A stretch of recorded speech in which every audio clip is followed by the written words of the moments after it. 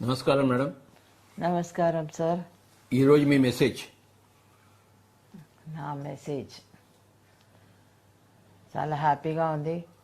ఇలా అందరినీ తోటి నేను మాట్లాడడం అనేది it's very great opportunity given by him. So every రోజు విడిచి రోజు సార్ మాట్లాడుతున్నారు. ఆ మెసేజెస్ అన్నీ మీ దగ్గర ఉన్నాయి. కొత్తగా విషయం చెప్పాలి అంటే నేను ఈ మధ్య 2 పుస్తకాలు చదువుతున్నాను. అండ్ ఫస్ట్ నేను చెప్పాల్సింది, ఇంట్లో ఇద్దరం ఉండడం హ్యాపీగా ఉంది. కావలసిన వంటలు చేసుకోవడం, తినడం, సినిమా రాత్రి అయ్యేసరికి భోజనం అయ్యాక ఓ సినిమా చూస్తున్నాం ఇద్దరం, చూసి పడుకుంటాము. సో పొద్దున్న లేవంగానే ఏదో ఒకటి అలాగా రోజులు ఎలా దొల్లిపోతున్నాయో మాకే అర్థం కాకుండా దొల్లిపోతున్నాయి. ఇలాగ జూమ్ క్లాసెస్ అని అవన్నీ అటెండ్ అవుతున్నారు ఆయన. మా పెద్దమ్మాయి అన్నీ అరేంజ్ చేస్తుంది. So this is what our daily routine. అందరూ కూడా కూరగాయలు కానీ ఏది కానీ ఏ అవసరాలు ఉంటే అందరూ పంపిస్తున్నారు. అందరు మాస్టర్స్కి నా ధన్యవాదాలు దానికి హెల్ప్ చేస్తున్నందుకు. దెన్ పుస్తకాల సంగతి చెప్పాలంటే ఒకటి ఫినిష్ చేశాను. I decided to live 120 years. So ఆ పుస్తకం చాలా బాగా రాశారు ఆయన. మనం 120 years ఎందుకు బతకాలి, ఎలా బతకాలి, అసలు అవసరం ఏంటి 120 years బతకడానికి, ఇవన్నీ ఆయన రాశారు. 120 years బతకాలి అంటే మనం ఒక పర్పస్ ఉండాలి దానికి. సరే 60 ఏళ్ళు 70 ఏళ్ళు బతుకుతున్నాము, ఏదో పిల్లల కోసం మనవాళ్ళ కోసం మనవాళ్ళతో ఆడుకుంటున్నాం, బాగానే ఉంది, ధ్యానం చేసుకుంటున్నాం. ఆ తర్వాత స్ట్రాంగ్ పర్పస్ ఉండాలి మనకి ప్రతి దానికి కూడా. సో ఆ పర్పస్ అనేది ఆయన చెప్తున్నారు అనమాట. ఈ పర్పస్తో అయితే మీరు 120 years ఉండాలి అని డిసైడ్ చేసుకున్నందుకు అర్థం ఉంది అని. దాంట్లో చాలా ఉన్నాయి. చిన్న పిట్ట కథలాగా చెప్తాను. ఒక కథ ఉంది.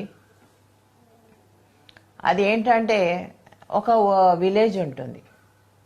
ఆ విలేజ్లో చాలా గద్దలు అంటే ఈగిల్స్ అన్ని ఈగిల్స్ విలేజ్ అనమాట అది. ఈగిల్స్కి మామూలుగా ఏంటి 40 ఏళ్ళు వాటి లైఫ్ స్పాన్. అయితే సరే అన్నీ అవుతున్నాయి, చచ్చిపోతున్నాయి, 40 ఏళ్ళు వచ్చేసరికి చచ్చిపోతున్నాయి. ఏంటబ్బా ఇది అని ఒక ఈగిల్ ఏం చేస్తుంది, దానికి 40 ఏళ్ళు దగ్గరకు వస్తాయి. వాటికి ఒక టెక్నిక్ ఉందన్నమాట ఇంకా బతకడానికి. ఆ టెక్నిక్ని ఎవరన్నా ఆ ఈగిల్స్ అన్ని పాటించాలంటే కొంత దాన్ని ఏమంటారు, భయపడుతుంటాయి అవి.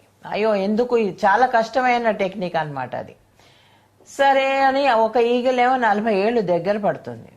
ఎలాగా చచ్చిపోతాను, ఈ టెక్నిక్ ఏదో ఉపయోగించి చచ్చిపోదాం అని ఏం చేస్తుంది, అది ఫార్ అవే ఒక కొండ మీదకి వెళ్ళి కూర్చుంటుంది. అక్కడ ఒక గూడు కట్టుకుంటుంది.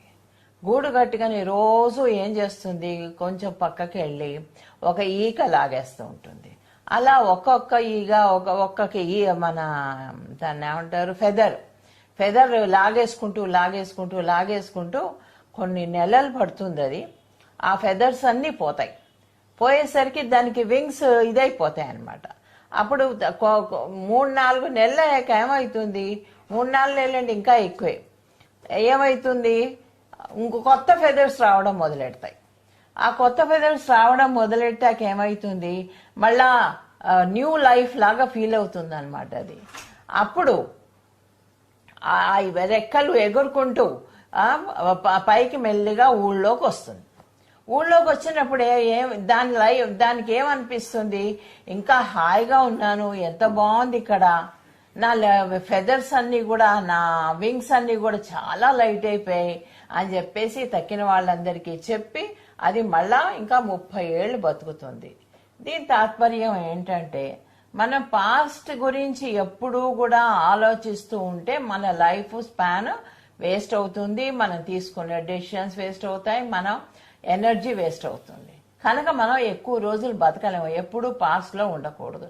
అది ఒక్కొక్క ఈక ఎందుకు తీస్తుంది అంటే ఒక్కొక్క పాస్ట్ ఇన్సిడెంట్ ఏదైతే అది జ్ఞాపకం పెట్టుకుందో, మనం జ్ఞాపకం పెట్టుకుంటామో అవి మెల్లగా పెరికి పారేయాలి, తీసి పారేయాలి. అప్పుడే మనం మన జన్మ అనేది ఇంకా ఇంకా ఇంకా ముందరికి వెళ్ళి బాగా పాస్ట్ ఎప్పుడైతే మర్చిపోతామో ఫ్యూచర్ ఉంటుంది. ఆ ఫ్యూచర్ని బాగా డిజైన్ చేసుకోగలం, ఒక పర్పస్ మనం ఏర్పరచుకోగలం, ఒక డిటర్మినేషన్తో బతకగలం. ఇవన్నీ దాంట్లో ఆ పుస్తకంలో ఉన్నాయి. ఇంకా చాలా ఉన్నాయి. చాలా బాగుంది ఆ పుస్తకము. And now I'm reading Sita కూడా చాలా అద్భుతంగా పుస్తకం. మీరు వింటున్నారు సరోజ గొల్లపల్లి దగ్గర చాలా బాగా చెప్తున్నారు, రీడ్ చేస్తున్నారు ఆవిడ స్టోరీ. చాలా బాగుంది అది. అండ్ సీత గురించి నిజంగా కొత్త యాంగిల్లో తెలుసుకుంటున్నాము. సీత యొక్క గొప్పతనము, ఆవిడ ఎంత గొప్పగా నేచర్ని దగ్గర తీసుకుంది, నేచర్తో మమేకం అయిపోయింది.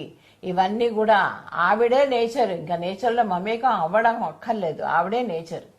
సో ప్రతిదీ కూడా ఎక్కడ ఏం జరుగుతున్నా, ఏ పక్షి ఎక్కడ బాధపడుతున్నా కూడా ఆవిడ వెంటనే తెలుసుకుంటుంది.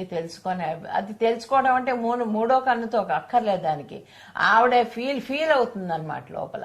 ఆ ఫీలింగ్ తోటి ఎక్కడైతే జరుగుతుందో అక్కడికి వెంటనే పరిగెత్తి వెళ్ళి అది అక్కడ జంతువునో పక్షినో హీల్ చేసి ఎక్కడ ఏ మూలికలు ఉన్నాయో తీసుకొచ్చి ఎవరికేం జబ్బు కావాలన్న నయం చేస్తూ అలాగా సీత మెల్లిగా ఇక్కడికి వస్తుంది. అక్కడ దాకా చదివాను, చాలా బాగుంది. అసలు వదలబుద్ధి కావట్లేదు. ఒక పేజ్ చదివితే ఇంకో పేజ్ చదువుదాం అనే ఫీలింగ్తో అనిపిస్తుంది, ఆతృతగా ఉంది. So this is what today I want to share with you. And everybody పాస్ట్ని మర్చిపోండి, ఫ్యూచర్ని పెట్టుకోండి. అప్పుడు ప్రెజెంట్లో బాగా ఉంటాం. మనం ప్రెజెంట్లో బాగా ఉండాలంటే పాస్ట్ని మర్చిపోయి తీరాలి. No option. This is what I want to tell you today. Thank you. కొన్ని ప్రశ్నలు అడగచ్చా? అడుగు, కానీ నేను ఆన్సర్ చేయగలిగినవి అడగాలి.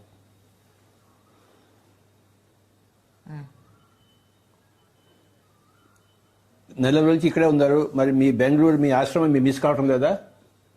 బెంగళూరు ఆశ్రమం అని కాదు, నేచర్ని మిస్ అవుతున్నా. ఆ నేచర్లో ఉండడం అనేది నాకు చాలా ఇష్టం.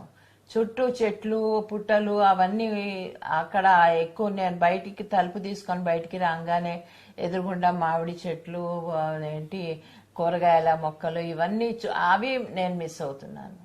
అందుకని బెంగళూరు కావాలి అని అనిపిస్తుంది, అంతే. ఇదే కడతాలేనా ఓకే నాకు. ఈ 30 సంవత్సరాల పిఎస్ఎస్ఎం గురించి చెప్పండి. 30 సంవత్సరాల పిఎస్ఎస్ఎం నిజంగా చాలా అద్భుతంగా అందరు మాస్టర్స్ కోఆపరేషన్ తోటి ఇంత పైకి వచ్చింది. పత్రి గారు ప్రతిరోజు తిరగడం ఏంటో కానీ, ఆయన ఓపిక ఏంటో కానీ, గంటల కొద్దీ ప్రయాణాలు చేయడం, అక్కడికి వెళ్ళి మళ్ళా క్లాసులు తీసుకోవడం అనేది ఆయనకి. ఈరోజు 1 గంటలో పడుకున్నా కూడా నిమిషాల్లో లేపాలంటే నాకు మనసు ఒప్పేది కాదు. ఒక్కొక్కసారి ఆయన తిట్టేవారు, ఎందుకు లేపలేదని, క్లాస్ ఉంది కదా అని. కానీ నాకు క్లాస్ ఉన్నా కూడా ఆయన నిద్ర ముఖ్యం అనిపించేది ఆ టైంకి. కానీ అది నా తప్పే అయ్యుండొచ్చు. సో చాలా బాగా అందరూ పనిచేశారు, అందరూ కోఆపరేట్ చేశారు. ప్రతి ఒక్కరూ వాళ్ళ యొక్క పరిధిలో 100% పెట్టారు. కాబట్టే పిఎస్ఎస్ఎం మూమెంట్ ఇప్పుడు ఇంత విస్తారంగా ఉంది. మనకు కావాల్సిన ఛానల్ కూడా రావడానికి కారణం మనం పనిచేయడం వరకే. ఎప్పుడైతే మనం కష్టపడి పనిచేస్తామో మనకు అన్నీ వస్తాయి, మన చేతుల్లో ఉంటాయి. నీ చిన్నప్పుడు ఈ భవిష్యత్తు ఇలా ఉంటుందని ఊహించావా? అసలు ఊహించలేదు. ఏదో మా కుటుంబం వరకు పరమైపోయింది అంతే. ఆ రోజుల్లో ధ్యానం అనేది లేదు ఇంట్లో. పూజలు వ్రతాలు. పొద్దున్న లేచి మా నాన్నగారు గంట కొట్టంగానే వెళ్ళిపోయి ఆయన ప్రసాదం తీర్థం ఇవ్వంగానే బస్ అయిపోయింది. రాఘవేంద్ర స్వామి మీ ఇలవేల్పా? ఎస్, ఇలవేల్పు. చెప్పండి ఆయన గురించి. ఆయన గొప్ప యోగి. ఆయన సంసారం అది వదిలిపెట్టేసేసి చిన్నప్పుడే పెళ్ళామ్మను ఒక కొడుకు ఉన్నారు ఆయనకి. ఆ వదిలిపెట్టి సన్యాసం తీసుకొని అంటే ఒకళ్ళు చెప్తారనమాట, ఆయన గురువు చెప్తాడు, నువ్వు ఇంకా సన్యాసిగా మారాలి, నువ్వు ఇంకా లోకం కోసం పనిచేయాలి అని. అలాగా ఎన్నో మిరకల్స్ చేస్తూ అందరినీ, ఏదైనా జబ్బు వచ్చిన వాళ్ళకి నయం చేస్తూ, చచ్చిపోయిన వాళ్ళని కొన్ని ఇద్దరు ముగ్గురిని బతికించడం కూడా జరిగింది. అలాగా ఆయన అన్ని ఊళ్ళో తిరుగుతూ ఒక యోగిగా ఆయన జీవ సమాధి అయ్యారు. మంత్రాలయం బాగా వెళ్ళేవారా? చాలా వెళ్ళేదాన్ని. ఒక భక్తి ఉండేది. ఆ భక్తితో ప్రదక్షిణాలు చేయడం. అక్కడ ధ్యానం అనేది ఎప్పుడు నేను చేయలేదు. నమస్కారాలు చేయడంతో అది సేవ అనమాట, అంతే. అక్కడ అందరూ సేవ అంటారు దాన్ని. ఆ సేవ చేస్తూ ఉండేదాన్ని. మహోతార్ బాబాజీని ఎప్పుడైనా కలిసారా? కలిశాను ఇన్ ద సెన్స్ ఫిజికల్గా కాదు, బట్ మెసేజెస్ అవన్నీ చాలా నాకు వచ్చాయి. కాస్త ఎక్స్పీరియన్స్ చెప్పండి బాబాజీ గారితో.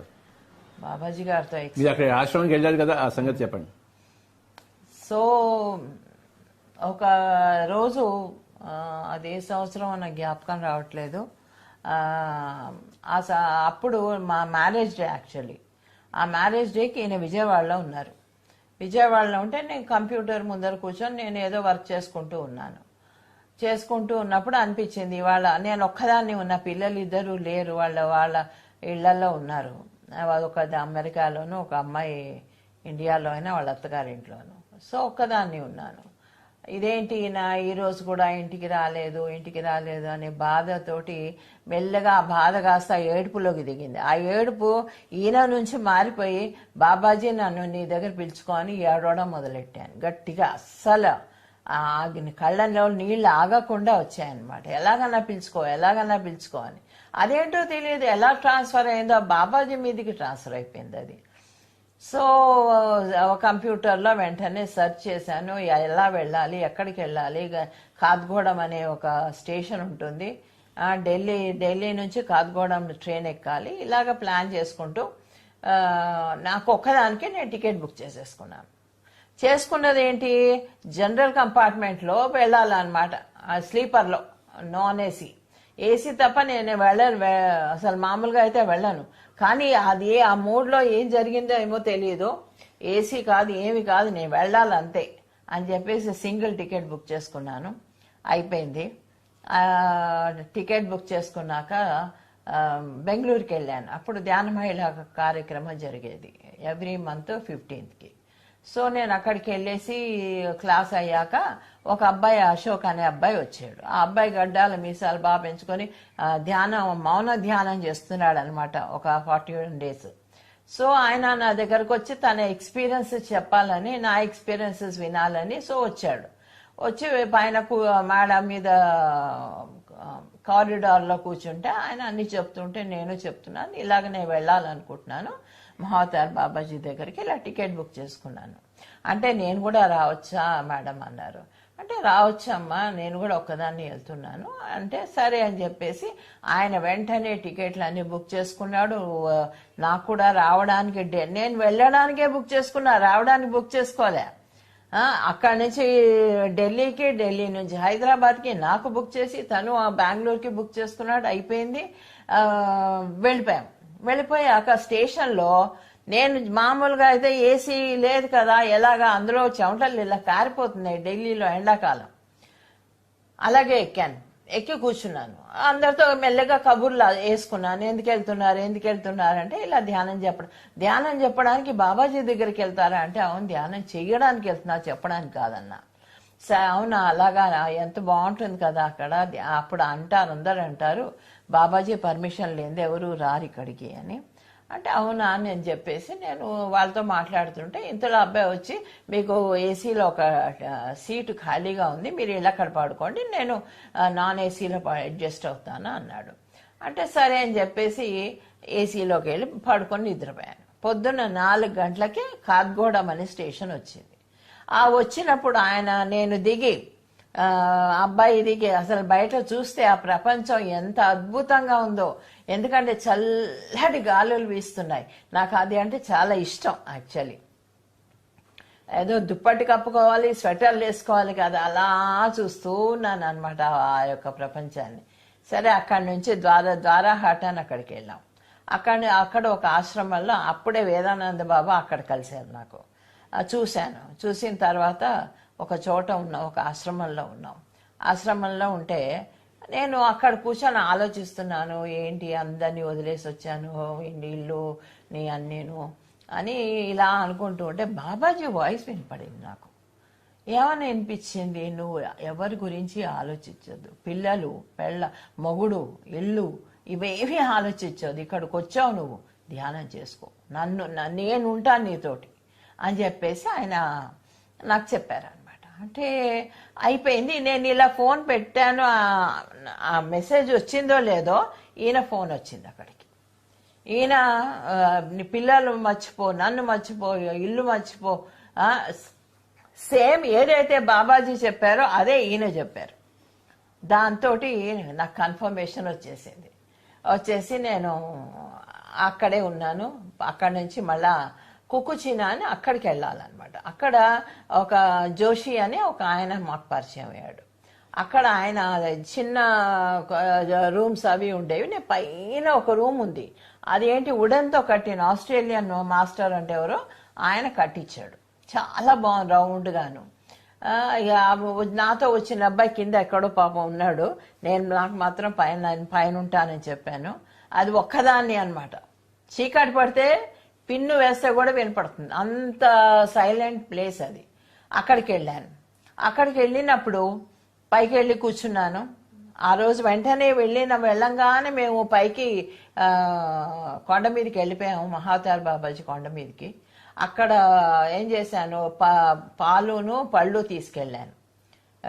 ఫ్లాస్క్లో పాలు, వేడివేడి పాలును పళ్ళు తీసుకొని వెళ్ళాను అనమాట. సరే ధ్యానం చేసినంతసేపు చేశాను. కిందంతా నీళ్లు పైనుంచి చిన్న చిన్న తుప్పర్లు పడుతున్నాయి. అలాగే కూర్చున్నాను, కూర్చొని ధ్యానం చేస్తుంటే యుక్తేశ్వర గిరి కనిపించారు. ఆ యుక్తేశ్వర గిరికి అనిపించి అలాగ వెళ్ళి ఆయన ఒళ్ళోనే పడుకున్నట్టు నాకు ఆయన ఒళ్ళోనే పడుకున్నాను. యాక్చువల్లీ పడుకున్నప్పుడు కానీ నేను ఆయన ఒళ్ళో పడుకున్నాను, కానీ అది మా నాన్నగారు ఒళ్ళో పడుకున్నట్టు అనిపించింది. ఆ ఫీలింగ్ వచ్చింది. అప్పుడు అనమాట ఎక్కడికి వెళ్ళిపోయావు నేను అడుగుతున్నాను అనమాట మా నాన్నగారిని. ఎందుకంటే మా చిన్నప్పుడే ఆయన పోయారు కాబట్టి ఎక్కడికి వెళ్ళిపోయావు, మేము బాబా అంటాం అనమాట. ఎక్కడికి వెళ్ళిపోయావు బాబా, మమ్మల్ని చిన్న పిల్లలుగా వదిలేసి ఎక్కడికి వెళ్ళిపోయావు అంటే, ఎక్కడికి వెళ్ళలేదు, మీతోనే ఉన్నాను, మీకోసమే ఉన్నాను అని చెప్పేసి అది యుక్తేశ్వరగిరి చెప్తున్నారు అనమాట. సరే అయిపోయింది, అక్కడ ఎక్స్పీరియన్స్ అయిపోయింది. ఎక్స్పీరియన్స్ అయిపోయాక పాలు తాగేసి ఇంకా నిద్ర వచ్చింది. మెల్లిగా ఏదైతే తెచ్చుకున్నానో ఆ సంచినే మూట కట్టుకొని తల కింద పడుకొని నిద్రపోయాను అక్కడే. ఆ నిద్రలో వచ్చిన ఎక్స్పీరియన్స్ ఇదనమాట. సో నిద్రపోయిన తర్వాత మెల్లిగా కిందకి దిగి వచ్చేసాం. ఎంత అద్భుతంగా ఉందో, కిందంతా మబ్బులు, మాకేమీ కనపడలేదు కింద. మెల్లిగా దిగుతున్న కొద్దీ ఒక అడుగు వేస్తుంటే ఒక అడుగు కనిపిస్తోంది, అంత బాగుంది. సో కిందకు వచ్చి పైన అక్కడికి వెళ్ళిపోయాం. నేను అక్కడికి వెళ్ళిపోయాను. నేను పడుకొని నిద్రపోయాను. రూమ్లో రెండు మంచాలు ఉన్నాయి. ఒక మంచంలో నేను పడుకున్నాను. ఒక మంచం శుభ్రం చేసి పెట్టి ఒక పువ్వు తెచ్చి దాని మీద పెట్టి, ఇక్కడ బాబా ఉన్నారు, మహావతార్ బాబా ఇక్కడ పడి ఉంటారు నాతోటి అని చెప్పేసి ఆయనకి పువ్వు పెట్టేసి రోజు పొద్దున్న ఆయన కాఫీ తెచ్చిచ్చేవారు, చాయ్ తెచ్చిచ్చేవాడు ఆయన జోషి. ఆయన తెచ్చిచ్చాక అది తాగేసి ఆయన ఇచ్చిన మ్యాగీ ఉండేది, మ్యాగీ బ్రేక్ఫాస్ట్ చేసుకొని నేనేం చేశాను, 9 దాకా పడుకునేదాన్ని. ఎందుకంటే 5 గంటల దాకా ధ్యానం చేసేదాన్ని రాత్రి కూర్చొని.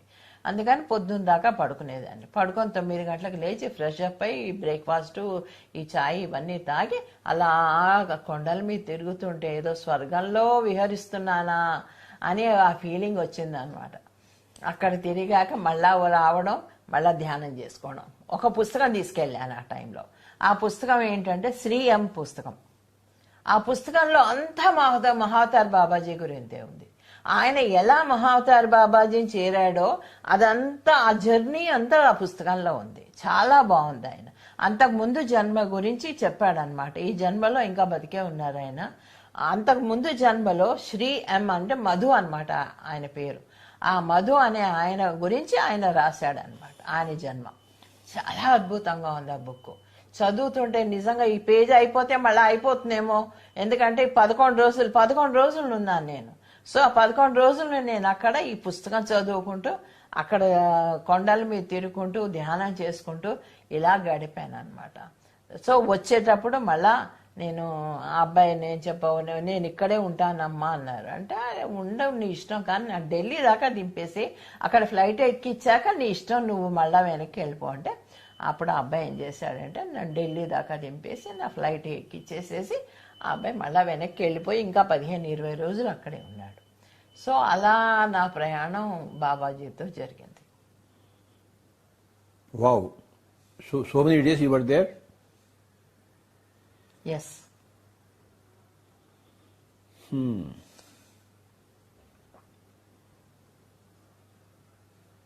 ఇంకా హిమాలయాలు ఎక్కడెక్కడికి వెళ్ళారు?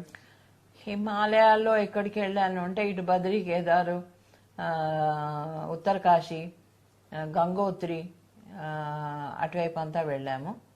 బద్రీ కేదారు, అమర్నాథ్, నేపాల్లో అన్ని చూసాము. అమర్నాథ్ ట్రిప్ గురించి కాస్త చెప్తారా? అమర్నాథ్ ట్రిప్ గురించి చెప్పాలంటే నిజంగా నవకాంత్ కూడా వచ్చాడు అమర్నాథ్కి. చాలా బాగుండింది. 4 బస్సులు అనుకుంటాను కేశవరాజు గారు వేశారు. చాలా బాగుండింది. అక్కడ వెళ్ళాము. అక్కడ పైన అమర్నాథ్లో పైకి కొండెక్కాము. అక్కడ ఆక్సిజన్ తక్కువగా ఉండింది, చలి వణుగ్గా ఉండింది. ఆ రోజు హెలికాప్టర్ లేట్ అవ్వడం మూలాన మేము అక్కడే ఉండిపోవాల్సి వచ్చింది 1 నైట్. ఈయన నేను అందరం ఇంకా 30 మంది అందరం కలిసి అక్కడ ఒక టెంట్ ఇచ్చారు మిలిటరీ వాళ్ళు. ఆ టెంట్లో పడుకున్నాము. చలి వణుకు వస్తుంది. అసలు ఎలా పడుకున్నామో ఏమో తెలియదు. వాంతులు అన్నీ పట్టుకున్నాయి, ఎందుకంటే ఆక్సిజన్ తక్కువ అయిపోయి. మన్నాడు పొద్దున అక్కడి నుంచి బయలుదేరి కిందికి వచ్చాము. చాలా బాగుండింది ఆ మిలిటరీ వాళ్ళతోటి వాతాకాని వేసుకోవడము, వాళ్ళు పడే కష్టాలు. ఎందుకమ్మా మీరు ఇక్కడ ఉండిపోయారు, మీరు ఎలా ఉన్నారు, ఎందుకు వచ్చారు ఇక్కడికి, లేట్ అయిపోతుందో తెలియదా? అది హెలికాప్టర్లో వెళ్ళేటప్పుడు నాకు అనిపించింది పుష్పక విమానం మీద వెళ్తుంటే ఎలా ఉంటుంది, కొండల మధ్యలోంచి మంచు కొండల మధ్యలోంచి ఆ ఫీలింగ్ వచ్చింది నాకు. చాలా అద్భుతంగా ఉంది అమర్నాథ్ యాత్ర. మానసరోవరం వెళ్ళారు కదా? ఆ మానసరోవరం కూడా వచ్చాను.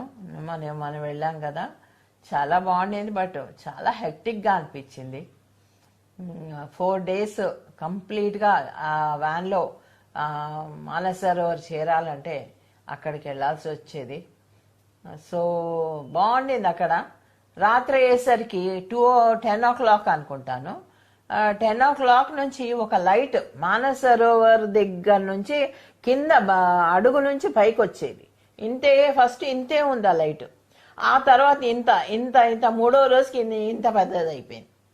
ఆ లైట్ ఏం చేసేది, ఇలా పైకి రావడం, చుట్టూ తిరగడం, ఆ మానస సరోవర్ చుట్టూ, మళ్ళీ పైకి వెళ్ళడం, కిందకి రావడం, ఒక ఆడుకునేది 2 గంటల దాకా, 10 నుంచి 2 గంటల దాకా. ఆ 2 గంటలకు అది కనపడేది కాదు. నేను చూస్తూ ఉండేది. ఒక్కోసారి ఫాస్ట్గా దగ్గరికి వచ్చేసేది, భయమేసి టెంట్ జిప్ వేసేసేది లోపలికి ఎక్కడ వస్తుందో అని. సో అలాగే ఈయన కూడా చూపించాను, చూశారు ఆయన కూడా. సో అందరూ చూశారు, నేనే కాదు అందరూ చూశారు. ఆ ట్రిప్లో చాలా బాగుండింది మానస సరోవర్.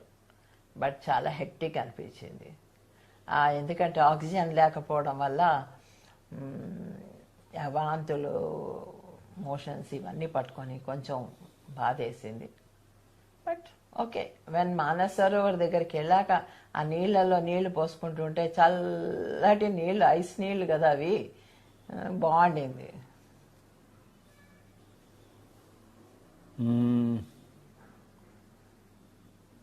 ఇంకా అడవుల్లోకి వెళ్ళేవారా మీరు ట్రెక్కింగ్స్లో? ట్రెక్కింగ్స్లో వెళ్ళేదాన్ని, కానీ నడవలేకపోయేదాన్ని. వెళ్ళేదాన్ని. ఏది తుమ్మూరు తీర్థం ఒకటి, రామకృష్ణ తీర్థం ఒకటి, ఏదో ఉంది భీముని కొలను ఒకటి, శ్రీశైలం దగ్గర. తర్వాత ఏదో బండ, అదేం బండ, అన్నదమ్ముల బండ తిరుపతి. అక్కడ అసలు ఎలా దిగామంటే, అది రాక్ ఉంది, రాక్ నుంచి స్ట్రైట్ గా దిగి కిందకి దిగాలన్నమాట. మెట్లు గిట్లు అలాంటివి ఏమీ లేవు, తాళ్ళు కట్టుకొని దిగేవాళ్ళం. ఎలా దిగామో నాకే తెలియదు. పాపం మా ప్రతాప్ రెడ్డి బాగా హెల్ప్ చేశాడు. ఆ పట్టుకొని నన్ను బండిరాము, ప్రతాప్ రెడ్డి ఇద్దరు వాళ్ళ భుజాల మీద నా కాళ్ళు పెట్టమనేవారు. పెట్టి మెల్లిగా అలా దిగాను. ఎలా మళ్ళా అమ్మో రేపు పైకి ఎక్కాలి. ఆ రోజంతా ఏంటి తిండి పొండి లేదు, రేపు పొద్దున పైకి ఎక్కాలి. ఇదే ఉండేదన్నమాట మనసులో అంతా భయం. అబ్బా ఇదంతా ఎక్కాలి కదా, మళ్ళా ఎక్కాలి కదా అని.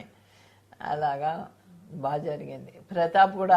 ప్రతాప్ రెడ్డి కూడా ఇక్కడే ఉంది మేడం, ఇంకా 2 అడుగులు ఎగో అక్కడ కనపడేదే అనుకుంటూ చాలా దూరం తీసుకెళ్ళిపోయేవాడు. మభ్యపెట్టింది నన్ను. అంటే ఇక్కడే ఉందంటే నడుస్తానని, ఎంతో దూరం ఉందంటే కొంచెం కూర్చుంటాను కదా. అది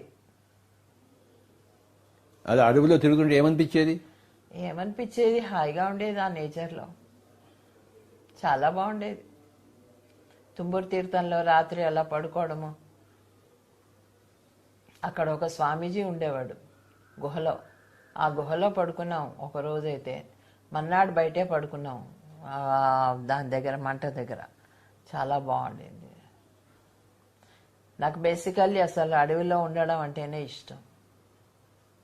కుదిరేముక్కలు రావడం జరిగిందా? కుదిరేముక్కు కూడా వచ్చాను. అదేలా ఉంది అది? అది చాలా చలి బాగుంది. ఆ కొండలు, ఆ యొక్క గ్రీనరీ అద్భుతం అంటే అద్భుతం. How could you claim the whole hill? ఎక్కాను, అందరూ ఎక్కుతున్నా, నేను ఎక్కాను. దాన్ని ఏమంటారు, జలగలు. అందరినీ జలగలు పట్టుకున్నాయి. చాలా బాగుండింది. It was good.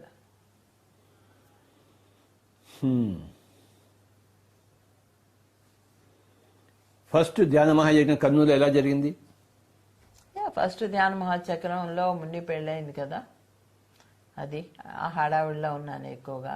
అవన్నీ అరేంజ్మెంట్స్, దానికి కావాల్సినవన్నీ తీసి పెట్టడం, ఈ అరేంజ్మెంట్స్లో ఎక్కువ నేను స్పెండ్ చేశాను కాబట్టి అక్కడ ఎక్కువ పార్టిసిపేట్ చేయలేకపోయాను. బట్ గుడ్, ఇంట్లోంచే వంట చేసి అక్కడ వర్కర్స్ అందరికీ ఒక 15 రోజుల ముందర నుంచి కూడా అక్కడ టెంట్లు వేసే వాళ్ళకి వీళ్ళకి అన్ని ఇంట్లోంచే వండి పంపించేదాన్ని. ఒక ఆటో వచ్చేది, ఆటోలో అన్ని గిన్నెలు అన్నీ పెట్టి పంపిస్తే వాళ్ళు భోంచేసేవారు అక్కడ. అలాగా అందరికీ చేసి పెట్టడం అనేది బాగా అలవాటు అయిపోయింది. ఎవరు వచ్చినా సరే భోజనాలు పెట్టడం, భోజనం చేయకుండా పంపకపోవడం అనేది ఇంట్లో ఆనవాయితీ అయిపోయింది. ఇప్పుడు సీతమ్మ వారి పుస్తకం చదువుతుంటే అదే అనిపించింది. నిజంగా అన్నదానం చేయడం, వచ్చిన వాళ్ళకి అన్నం పెట్టడం అనేది ఎంత అద్భుతమైన ఫీలింగ్గా అనిపించేది. ఆ భోజనంలో ఎంత ఎనర్జీ ఉంది మనం పెట్టే భోజనంలో అనిపించింది. అంటే ఏదో వాళ్ళ కడుపు నిండుతుందని కాదు, దాంట్లో ఒక విధమైన దాన్ని ఏమంటే వైబ్రేషన్స్తో నింపి పంపిస్తాం అన్నమాట. గురువులు ఎప్పుడు అలాగే చేస్తారు. ఆయన అదే చేస్తారు, అందుకే ఇంతమంది వచ్చేసారు.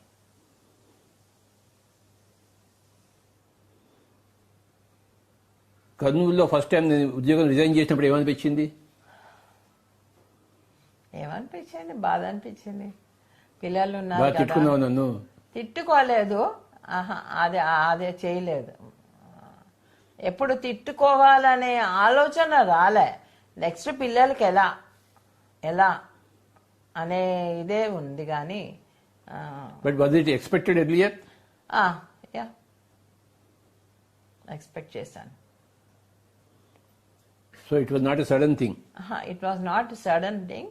బట్ ఎప్పుడు జరుగుతుందా అనేది, ఈ రోజు జరుగుతుందా రేపు జరుగుతుందా అట్లాంటివి తెలియదు కాబట్టి సడన్ గా వచ్చి నేను రిజైన్ చేశానని చెప్తే కొంచెం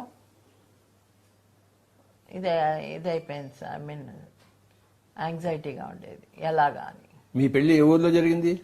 యాదగిరిగుట్ట.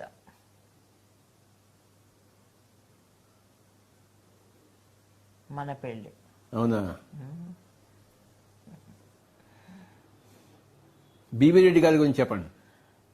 బివి రెడ్డి గారి గురించి చెప్పాలంటే మంచి మనిషి.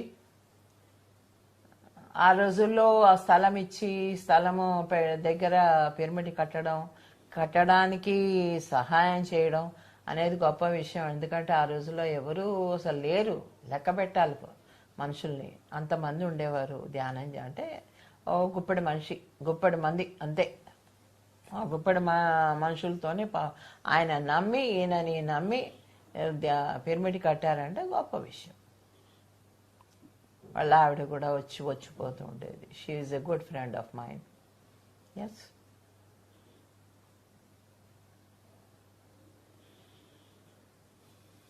యేసు ప్రభువుతో మీ యొక్క సంపర్కం? చాలా ఉంది. యేసుప్రభుతో సంపర్కం చాలా చెప్పాను, అందరికీ చెప్పాను. ఏముంది, నాకు హీలింగ్ నేర్పించారు ఆయన. నేను రాఘవేంద్ర స్వామి కోసం వెయిట్ చేస్తుంటే ఆయన వచ్చారు. ఆయన వచ్చి నాకు హీలింగ్ ఎలా చేయాలి, ఎందుకు చేయాలి, చేసేటప్పుడు నీ మూడు ఎలా ఉండాలి, నువ్వు ఎలా ట్రాన్స్ఫర్ చేయాలి ఎనర్జీస్, వాళ్ళ కర్మలు తీసుకోగలవా, ఇవన్నీ క్వశ్చన్స్ తర్వాత ఆయన నాకు హీలింగ్ చేయడం నేర్పించారు.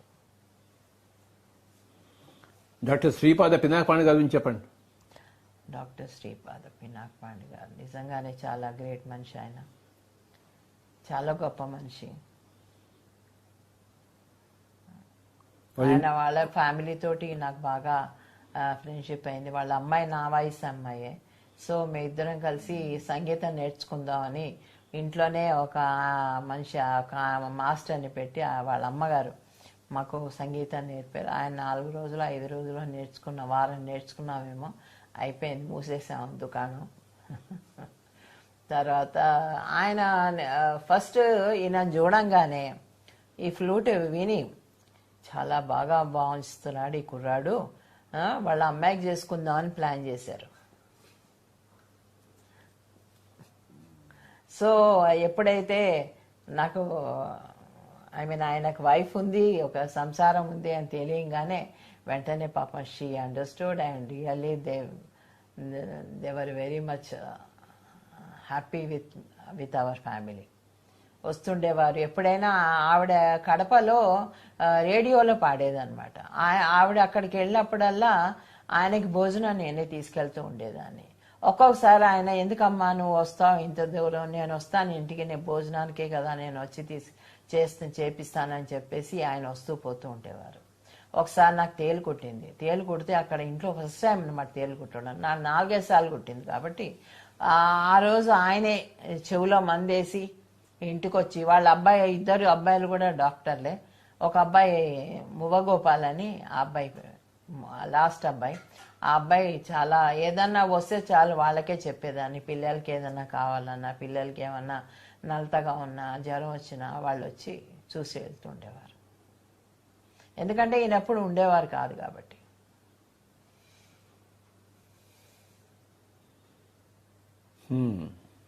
Okay, now you take it.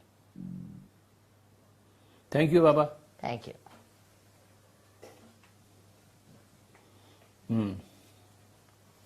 Be happy.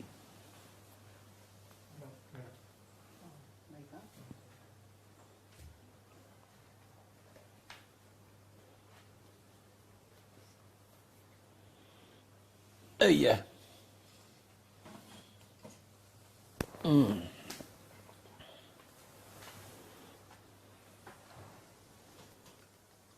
అందరికీ నమస్కారం. పిరమిడ్ మాస్టర్ అందరికీ నమస్కారం.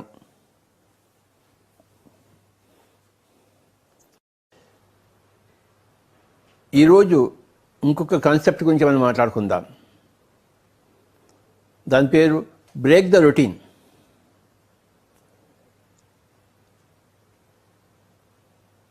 అంటే ఎప్పుడు మనం చేసినట్టు మనం చేయకూడదు. ఏదో కొత్త మార్కు పెట్టాలి, కొత్త ట్విస్ట్ ఇవ్వాలి కథకి. అందుకోసం ఈరోజు నేను ఇక్కడ కూర్చున్నాను, మేడం గారు మాట్లాడిచ్చారు. అది కొత్త ట్విస్ట్ కథకి. అంటే అనుకోంది జరగడం, అప్పటికప్పుడు బ్రేకింగ్ ద రొటీన్. ఇక్కడ కూర్చునే బదులు నేను ఇక్కడ కూర్చున్నాను. నేను మొదలుపెట్టే బదులు మేడం మొదలుపెట్టారు. That is called breaking the routine. ఇవాళ కాన్సెప్ట్ కూడా నేను బ్రేక్ ద రొటీన్ గురించి చెప్పదలుచుకున్నాను. కనుక దాంతో డెమాన్స్ట్రేషన్ జరిగింది. అంటే ఒక గొప్ప ఎన్లైటన్మెంట్ ప్రిన్సిపల్ ఏంటయ్యా అంటే బ్రేక్ ద రొటీన్.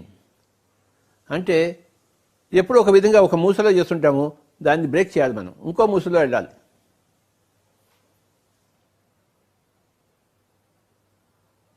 రోజు వర్షానికి గొడుగు పట్టుకుని వెళ్తున్నాం అనుకోండి, ఒకరోజు ఏం చేయాలి, గొడుగు లేకుండా వర్షంలో వెళ్ళిపోవాలి, వర్షంతో తడవాలి. దాన్ని ఏమంటారంటే బ్రేక్ ద రొటీన్. అప్పుడు నీ ఆత్మ పురోగతి బాగా ఉంటుంది. అప్పటిదాకా వర్షం రంగానే గొడుగు పట్టుకుంటున్నావు, లేదా ఎండ రంగానే గొడుగు పట్టుకుంటున్నావు, అలవాటు అయిపోయింది గొడుగు పట్టుకోవడం.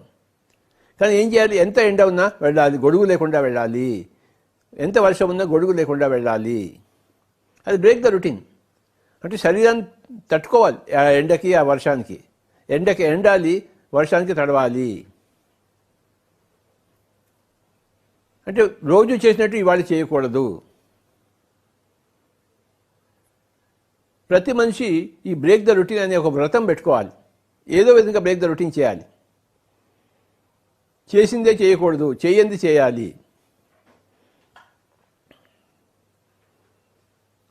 ప్రతిరోజు ధ్యానం చేస్తాము, 2 రోజులు ధ్యానం చేయకుండా కూర్చోవాలి. కావాలని కాన్షియస్గా ఇవాళ నేను ధ్యానం చేయను, ధ్యానం చేయకపోతే ఎలా ఉంటానో తెలుసుకోవడం కోసం ధ్యానం చేయకుండా ఉండాలి.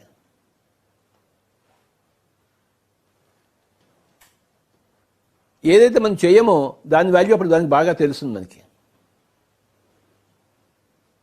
ధ్యానం 2 రోజులు చేయకుండా ఉండండి, తల తిక్కగా ఉంటుంది, అప్పుడు ఆ అనుభవం వస్తుంది. కానీ మళ్ళీ ధ్యానం చేయడానికి బాగుంటుంది. అది ధ్యానం చేయనప్పుడు ధ్యానం యొక్క వాల్యూ బాగా తెలుస్తుంది మనకి. ఆ ధ్యానం యొక్క వాల్యూ బాగా తెలిసినప్పుడు ధ్యానం చేసినప్పుడు ఇంకా బాగా చేస్తాం.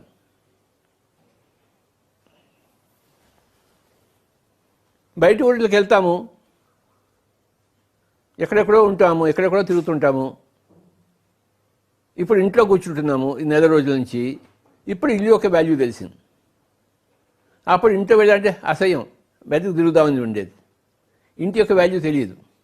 ఇప్పుడు ఈ లాక్డౌన్ మూలకంగా ఏం తెలిసిందంటే ఇంటి యొక్క వాల్యూ తెలిసింది.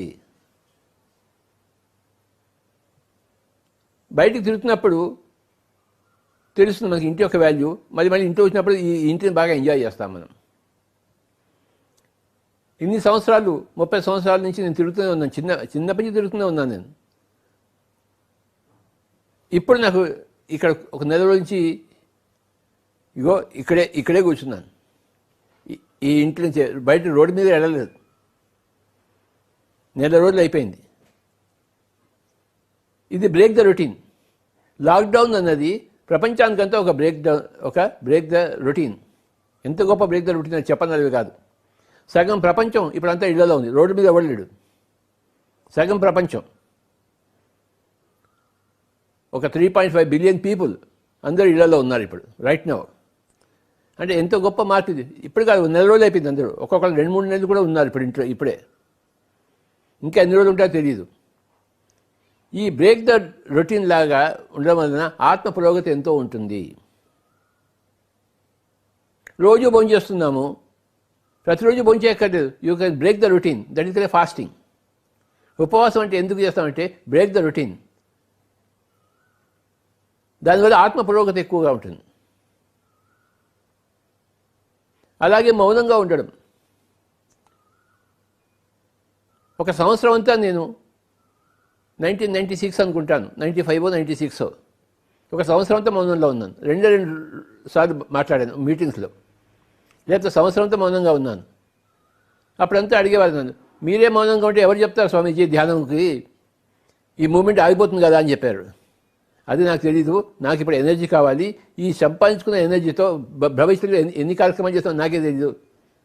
అంటే ఒక సంవత్సరం మౌనంగా ఉండడం వలన ఇన్ని సంవత్సరాలు నేను పనిచేయగలిగాను. అంటే అంత ఎనర్జీ వచ్చింది నాకు. గాంధీజీ ఒకరోజు మౌనంగా ఉండేవారు, ఆయన వారం అంతా సరిపోయేది ఎనర్జీకి. నేను ఒక సంవత్సరం అంతా మౌనంగా ఉన్నాను, ఈ 30 సంవత్సరాలు నాకు ఎనర్జీ వచ్చేసింది. Break the routine. అలాగే 96, 97లో నేను ఉట్టి సూప్ మాటగా తాగేవాడిని. వెజిటబుల్ సూప్, ఒక క్యారెట్ సూపు, ఇంకా వెజిటబుల్ సూప్ తాగేవాడిని అంతే. ఒక సంవత్సరం అంతా కేవలం జీడిపప్పు తిన్నాను. ఇంకో సంవత్సరం అంతా రొట్టెలే తిన్నాను, రైస్ తినలేదు. ఈ విధంగా ఎప్పుడు నేను చేస్తుండేవాడిని. అంతే బ్రేక్ ద రొటీన్. దీన్నే వ్రత మహిమ అంటారు. వ్రత మహిమ, వ్రతం అంటే ఒక రొటీన్. ఆ రొటీన్ బ్రేక్ చేయడం అనేది అది ఇంకొక వ్రతం. బౌలింగ్ వేస్తున్నాం అనుకోండి రైట్ హ్యాండ్తో, లెఫ్ట్ హ్యాండ్తో కూడా బౌలింగ్ వేయడానికి ట్రై చేయాలి. నేను టేబుల్ టెన్నిస్ ఆడతాను, రైట్ హ్యాండ్తో ఆడతాను, లెఫ్ట్ హ్యాండ్తో కూడా ఆడతాను. బ్యాటింగ్ చేస్తాను, క్రికెట్ రైట్ హ్యాండ్ చేస్తాను, లెఫ్ట్ హ్యాండ్ కూడా చేస్తాను. Break the routine. చెయ్యని పని ఎప్పుడు చేయాలి, తలపెట్టని పని తలపెట్టాలి. రోజు ఇంటి నుంచి ఆఫీస్కి వెళ్తున్నాం అనుకోండి, ఒక రూట్లో వెళ్తాము. ఇవాళ ఒక రూట్లో వెళ్ళాము, రేపు ఇంకో రూట్లో వెళ్ళాలి. కొంచెం అటు ఇటు అయినా సరే అది బ్రేక్ ద రొటీన్ ప్రిన్సిపల్. అది చాలా ఎన్లైటన్మెంట్ ప్రిన్సిపల్. నీ మనసు ఎప్పుడు ఒకే గ్రూప్లో ఉండకూడదు, ఒకే మూసలో ఉండకూడదు. మనసుకి ఎప్పుడు పని పెడుతూ ఉండాలి. రకరకాల మూసల్లో వెళ్తూ ఉండాలి. అప్పుడు రకరకాల ఆలోచనలు వస్తాయి, రకరకాల అనుభవాలు వస్తాయి. ఒకటే మూసలో వెళ్తే ఒకటే ఆలోచన ఉంటుంది, ఒకటే అనుభవం వస్తుంది. రకరకాల మూసల్లో వెళ్ళాలి, రకరకాల అనుభవాలు కావాలి.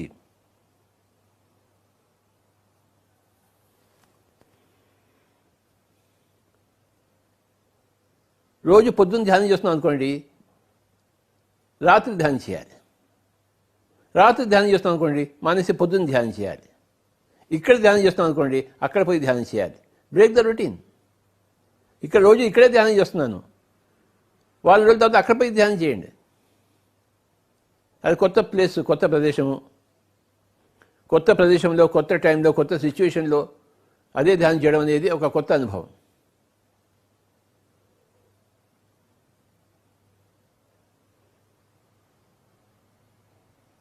ప్రకృతిలోకి వెళ్ళడం, ట్రెక్కింగ్స్లోకి వెళ్ళేవాడు. ఇప్పటిదాకా మేడం చెప్పారు ఎన్నోసార్లు ప్రకృతికి వెళ్ళింది. ఆవిడ ఉన్నట్టుండి మహోదర బాబాజీ కేవ్కి వెళ్ళడానికి నిశ్చయించుకుంది, ఒక్కటి కూడాను. అంటే బ్రేక్ ద రొటీన్. ఎక్కడ హైదరాబాదు, ఎక్కడ మహోదర బాబాజీ కేవు, హిమాలయాల్లో వెళ్ళిపోవడానికి రెడీ అయిపోయింది. ఆవిడ 11 రోజులు ఉంది అక్కడ. Break the routine.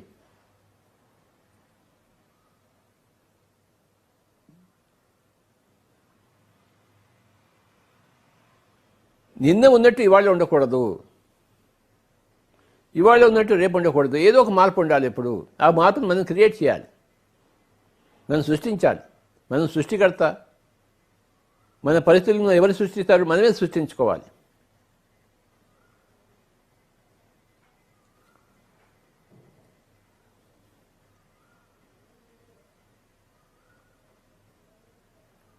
తిరుపతికి వెళ్ళి గుండు చేసుకుంటాం. ఎందుకు? Break the routine. ఆ తల లీనాలు ఆయనకేం అక్కర్లేదు. నీ తల బోడిగా ఉండడం నీకు ఒక బ్రేక్ ద రొటీన్. గుండు చేసుకుంటే హాయిగా ఉంటుంది కదా. ఆ హాయిగా ఉండడం కోసం గుండు చేయించుకుంటాం. ఎందుకు తిరుపతిలో గుండు చేసుకుంటారంటే బ్రేక్ ద రొటీన్. నువ్వు జీవితం అంతా జుట్టుతో, నువ్వు జీవితం జుట్టు లేకుండా కొన్ని రోజులు ఉండు. నా జుట్టే అందం అనుకుంటాను మనిషికి. ఆ అందం లేకుండా కొన్ని రోజులు ఉండు. బ్రేకింగ్ ద రొటీన్ అనే ప్రిన్సిపల్కే ఆ తిరుపతి గుండు. తీర్థయాత్రలు ఎందుకు పెట్టారు మన వాళ్ళు? బ్రేక్ ద రొటీన్ కోసం. నువ్వు సంవత్సరంతో ఇంట్లో ఉంటున్నావు కదా, కాశీకి పోయిరా, నడకలో పోయిరా.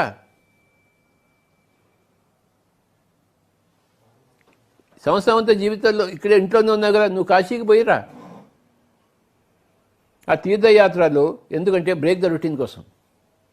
నువ్వు కొత్త వాళ్ళని కలుస్తావు, కొత్త ప్రదేశాలను చూస్తావు, మళ్ళీ తిరిగి ఇంటికి వస్తావు, కొత్త అనుభవాలతో వస్తావు, కొత్త ప్రగతితో వస్తావు, కొత్త ఉత్సాహంతో వస్తావు.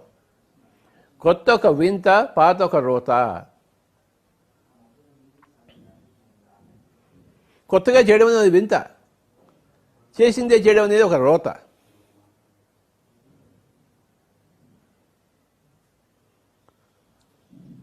అదే వంకాయ కూర చేద్దాము, రకరకాలుగా చేసుకోవచ్చు. దాన్ని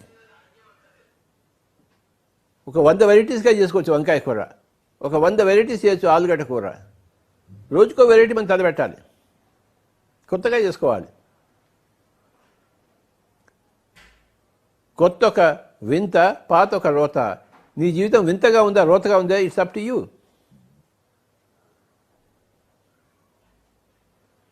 రోజుకో కొత్త పుస్తకం చదవాలి. నేను 4-5 పుస్తకాలు ఒకటేసారి చదువుతుంటాను. 5 పేజీలు ఇక్కడ, 5 పేజీలు ఇక్కడ, 5 పేజీలు ఇక్కడ, 5 పేజీలు ఇక్కడ.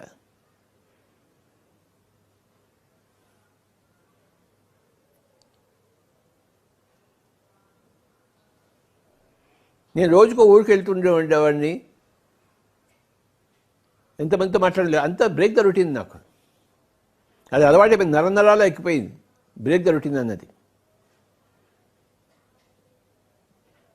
మాట్లాడిన వాడితో మాట్లాడకూడదు, విన్నవాడితో మళ్ళీ వినకూడదు, చదివిన పుస్తకం మళ్ళీ చదవకూడదు, వేరే పుస్తకాలు చదవాలి. ఒకసారి భగవద్గీత చదివాం కదా, వేరే పుస్తకాలు చదువుతాం. భగవద్గీత ఒకసారి చదివితే అంత తెలిసిపోయింది మనకి. ఇక వేరే పుస్తకం చదువుతాం. కఠోపనిషత్తు చదువుతాం, మాండూక్యోపనిషత్తు చదువుదాం, బ్రహ్మసూత్రాలు చదువుదాం, బైబిల్ చదువుదాం, ఖురాన్ చదువుదాం, Tibetan book of the dead చదువుదాం, Chinese book of the Egyptian book of the dead చదువుదాం. ఈ విధంగా ఎప్పుడు వేరే చేద్దాం. ఒక కొత్త ఊరికి వెళ్దాం, తిరుపతికి వెళ్దాం, తిరుపతి ఒక పక్క ఊరికి వెళ్దాం, ఆ పక్క ఊరి యొక్క ఇంకో పక్క ఊరికి వెళ్దాం.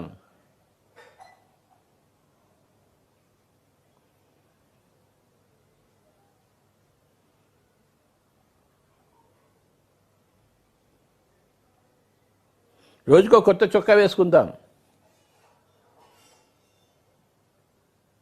వీలు ఉన్నప్పుడల్లా. వీలు ఉన్నప్పుడు అది వేరే మాట కదా. వీలు ఉన్నప్పుడు ఎందుకు వేసుకోకూడదు కొత్త చొక్కా?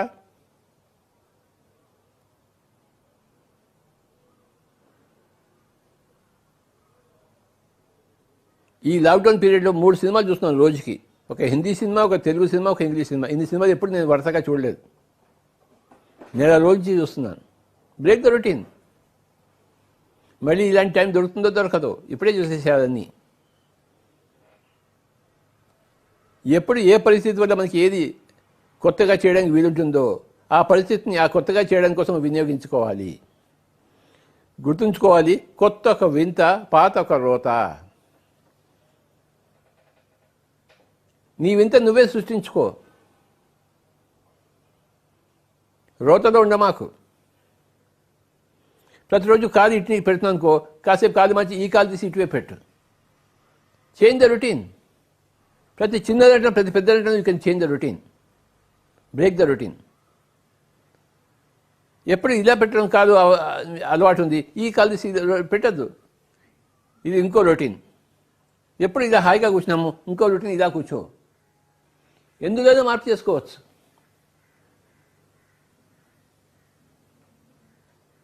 ఎప్పుడు నీకు రైట్ హ్యాండ్తో ఇలా చూపించడం కాబట్టి ఇప్పుడు లెఫ్ట్ హ్యాండ్తో చూపించడం నేర్చుకో. You become more conscious when you are changing the routine.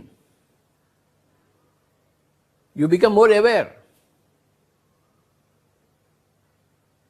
You become a conscious human being.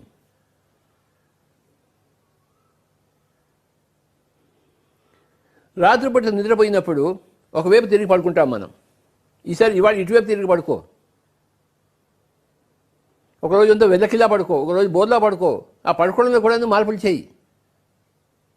ఒకరోజు మంచి మీద, ఒకరోజు కింద పడుకో. ఒకరోజు అంతా కుర్చీలోనే నిద్రపో. మార్పిడి చేయి. నీ మార్పులు నువ్వే చేసుకోవాలి, పక్కవాడు వచ్చి చేయడు. You create your own reality. నీ మార్పును ఎప్పటికప్పుడు నువ్వే సృష్టించుకోవాలి.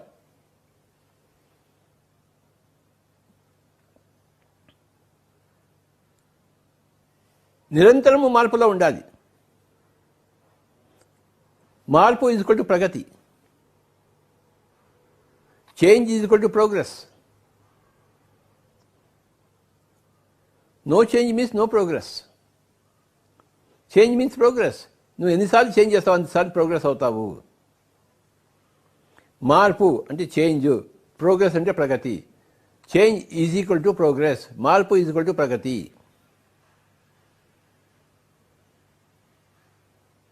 అదే మాంసం తింటున్నావు జీవితం అంతా. మాంసం తింటే మానేసేయి, శాకాహారంలో ఉండు, అది ఎంత బాగుంటుందో తెలుస్తుంది. అది ఆ మార్పు చేయకపోతే నీకేం తెలుస్తుంది దాని గురించి? నేను ఎందుకు ధ్యానం చేయాలని అడుగుతారు చాలామంది. మార్పు కోసం పోయి ఆలోచన లేకుండా ఉండడం నేర్చుకో. ఎంతసేపు ఆలోచనలు ఎందుకు సతమతం అవుతున్నావు? You can change your thinking pattern. మార్పు చేయి. ఆలోచించకుండా ఉండు ఒక గంట సేపు, మాట్లాడకుండా ఉండు ఒక గంట సేపు, కదలకుండా కూర్చో ఒక గంట సేపు. ఎందుకు నేను కదలకుండా కూర్చోవాలి? నేను రోజు డ్యాన్స్ చేస్తున్నాను కదా, రోజు డ్యాన్స్ చేస్తున్నావు చెయ్యి, కానీ రోజు కదలకుండా ఉండడం కూడా నేర్చుకో. Be still.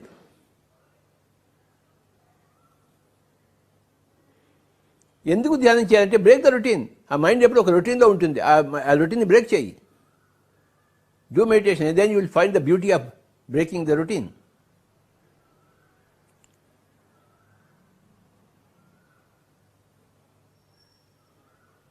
ఎప్పుడు నువ్వు చెట్లకు నీళ్ళు పోయలేదు, ఈసారి చెట్లకు నీళ్ళు పోయి ఎంత బాగుంటుందో తెలుస్తుంది.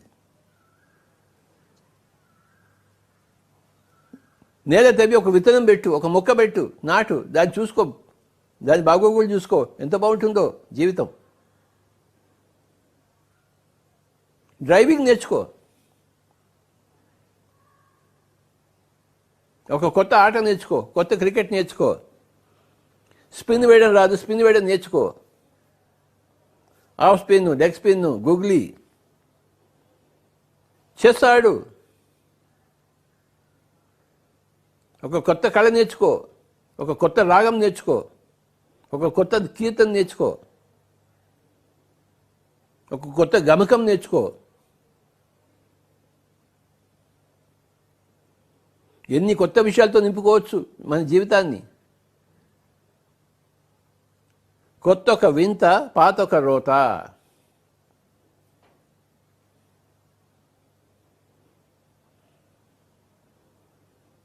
వింతలో జీవించాలి, రోతలో జీవించకూడదు. నీ వింతలకు నువ్వే కారణభూతం, నీ రోతలకు కూడా నువ్వే కారణభూతం. ఇప్పుడు ఎవడు కొత్తగా చేస్తాడులే అనుకుంటే ఆ రోతలో ఉంటావు. ఇప్పుడు కొత్త పుస్తకం ఎవడు చూస్తాడులే, ఇప్పుడు కొత్త కళ ఎవడు నేర్చుకుంటాడులే, కొత్త ఇంకోసారి ధ్యానం ఎవడు చేస్తాడులే, అడవికి ఎవడు పోతాడులే, హిమాలయాకి ఎవడు పోతాడులే, హాయిగా ఇంట్లో కూర్చున్నాం కదా అంటే పాత ఒక రోత అది. Non adventurous life. అడ్వెంచర్ అంటే కొత్తగా చేయడము, వెంచర్ అంటే పాతదే చేయడము, అడ్వెంచర్ అంటే కొత్తది చేయడము, వెంచర్ అంటే చేసిందే చేయడము.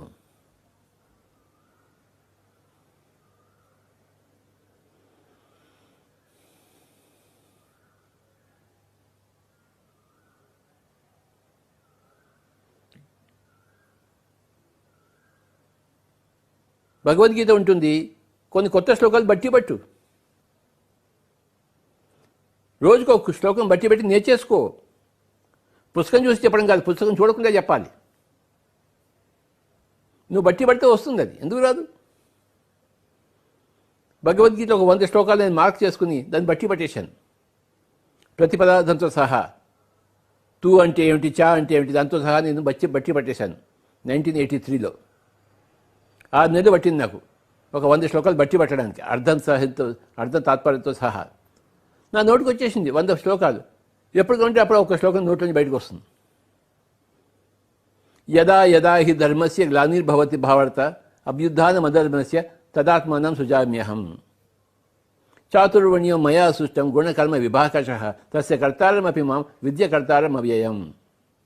సర్వధర్మాన్ పరిత్యజ్య మాం ఏకం శరణం వ్రజ అహం త్వా సర్వపాపేభ్యో మోక్షయిష్యామి మా శుచ. 100 శ్లోకాలు నేను చెప్పగలను, ఎందుకంటే 100 శ్లోకాలు నేను నేర్చుకున్నాను, టార్గెట్ పెట్టుకున్నాను. 700 శ్లోకాల్లో 100 శ్లోకాలు టార్గెట్ పెట్టుకున్నాను. నాకు 100 శ్లోకాలు వచ్చు.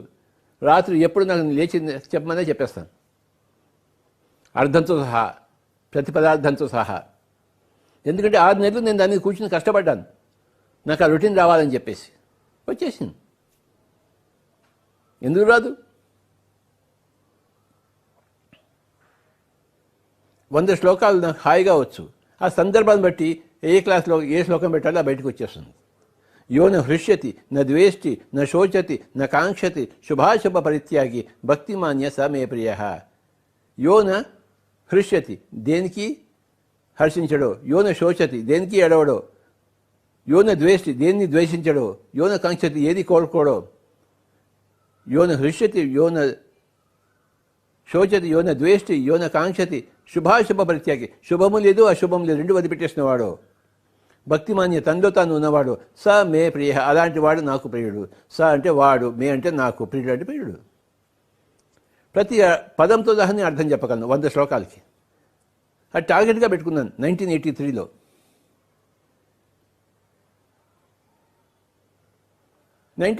లోనే చైనీస్ ఫిలాసఫీ ఇంత పెద్ద పెద్ద పుస్తకం దొరికింది నా దగ్గర. అంటే లావోస్ దగ్గర నుంచి మావో సెటంగ్ వరకు ఆ చైనీస్ ఫిలాసఫర్స్ అందరి యొక్క సిద్ధాంతాలు, వాళ్ళ యొక్క టీచింగ్స్ అన్నీ ఉన్నాయి. 1000 పేజీల పుస్తకం అది చదివేశాను. 6 నెలలు పట్టింది నాకు. చైనీస్ ఫిలాసఫీ, చువాంగ్సు, లావోత్సు, మెన్షియస్, కాన్ఫ్యూషియస్, చాలామంది. నేను మళ్ళీ ఈ మధ్య రివైజ్ చేయలేదు కనుక కొంత మర్చిపోయాను, కానీ చాలా జ్ఞాపకం ఉంది నాకు.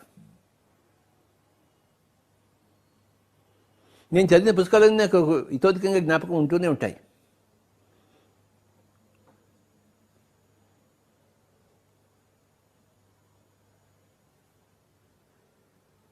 అందరూ భగవద్గీత ఎందుకు బట్టి పట్టరు? బట్టి పట్టాలి. భగవద్గీత కన్నా గొప్ప గ్రంథం ఉందా? లేనప్పుడు ఆ గొప్ప గ్రంథాన్ని మనం బట్టి పట్టాలి కదా. ముఖ్యమైన శ్లోకాలు. కర్మణ్యేవాధికారస్తే మా ఫలేషు కదాచన మా కర్మఫల హేతుర్భూర్మాతే సంగోస్త్వ కర్మణి.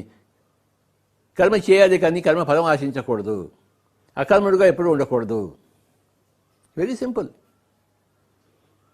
కర్మణి ఏవ అధికారహస్తే కర్మ చేయడం కోసం, ఏవంటే మాత్రమే, అధికారం అంటే అధికారము, తేవ అంటే నీకు, తే కర్మణి ఏవ అధికారస్తే మా ఫలేషు కదాచన ఆ ఫలం కోసం ఎప్పుడు కదాచన అంటే ఎప్పటికి కూడాను.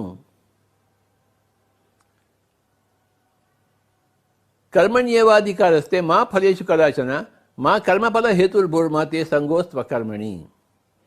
కర్మ ఫలం కోసం నువ్వు కర్మ చేయకు, అలాగని చెప్పి ఎప్పుడు అకర్ముడుగా ఉండకు, ఎప్పుడు కర్మ చేస్తూనే ఉండు. ఎంత గొప్ప శ్లోకము. ప్రతి పదార్థంతో కోసం బట్టి పట్టేయాలి. మీరు ఎప్పుడు సంస్కృతం నేర్చుకున్నారు సార్ అంటారు. నేను ఎప్పుడు నేర్చుకోలేదు, కానీ ఈ శ్లోకాలు బట్టి పట్టేశాను ప్రతి పదార్థంతో సహా. ఓ 2 సంవత్సరాలు నేను జర్మన్ భాష నేర్చుకున్నాను, కానీ మళ్ళీ అది మర్చిపోయాను. దాన్ని మళ్ళీ అలవాట్లో పెట్టుకోలేదు నేను. ప్రతి ఒక్కటి చేయడం నిశ్చయించుకోవాలి. Break the routine.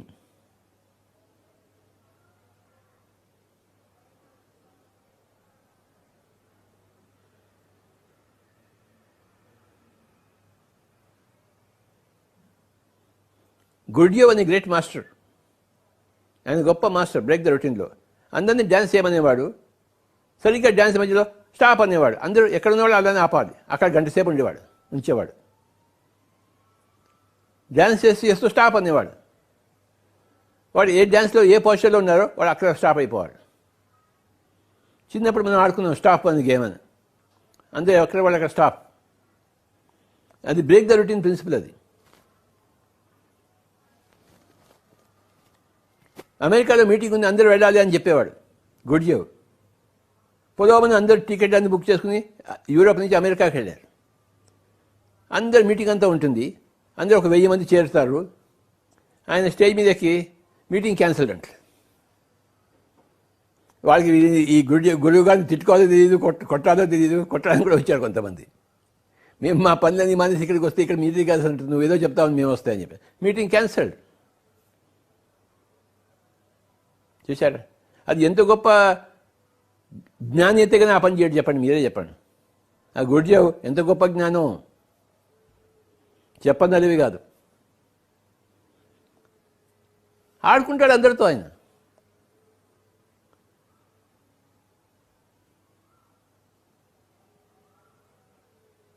ఇంటికి రమ్మంటాడు పొద్దున్నే, వాడి 6 గంటలు రా అంటాడు. వాడు పొద్దున రాత్రంతా ఆలోచించి పొద్దున్న 6 గంటలకు వస్తాడు, 6 కిలోమీటర్లు నడుచుకుంటూ. ఈయన పడుకుని నిద్రపోతాడు, రాత్రి వరకు లేవాడు ఈయన. వాడు చచ్చినట్టు వెయిట్ చేసి మళ్ళీ వెళ్ళిపోవాల్సిందే. అదేంటంటే మీరే రమ్మన్నారు కదంటే, అవును నేను రమ్మన్నాను, మీరు ఎందుకు మరి లేవలేదు, నన్ను కలవలేదు, నేను కలవలేదు, అంతే. యాక్సెప్ట్ చేయి. ఎలాంటి పరిస్థితుల్లో నువ్వు యాక్సెప్ట్ చేయడం నేర్చుకోవాలి. అందుకోసం అలాంటి పరిస్థితులు క్రియేట్ చేస్తాడు ఆయన. గుడిచేవు గురువులు ఎలా ఉంటారంటే అలా ఉంటారు. నువ్వేదో పొగుడుతాను వెళ్తే నేను తిట్టిపడి దొప్పుతారు. నువ్వేదో నన్ను తిట్టిపడితో వెళ్తావు అనుకుని నేను పొగుడతారు. నువ్వు అనుకున్నట్టు వాళ్ళు ఉండరు, విపరీతంగా చేస్తారు. నీ భావనలు వాళ్ళకి తెలుసు. నీ భావనలు ఎలా ఉన్నా దాన్ని విరగొట్టడమే వాళ్ళ పని. Break the routine.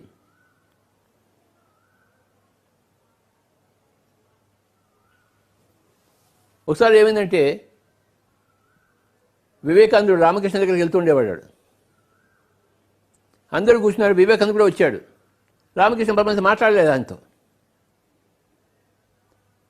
మామూలుగా ప్రియ శిష్యుడు వివేకానందుడు మాట్లాడలేదు. అందరూ వచ్చి కూర్చున్నారు, వెళ్ళండి అంటే అందరూ వెళ్ళిపోయి ఆయనతో వివేకానంద కూడా వెళ్ళిపోయాడు. ఇది 6 నెలలు జరిగింది.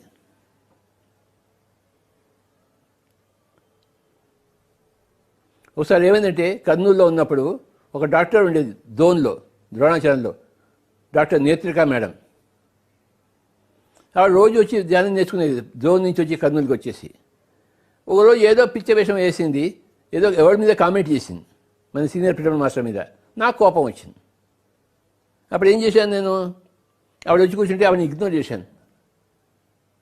ఆవిడతో మాట్లాడలేదు. అయినా ఆవిడ వస్తూ కూర్చుంది. వివేకానంద అదే చేశాడు. 6 నెలలు అలా రెగ్యులర్గా వెళ్తున్నాడు. వెళ్ళాడు శ్రీమతి రామకృష్ణ పరమహంస దగ్గరికి.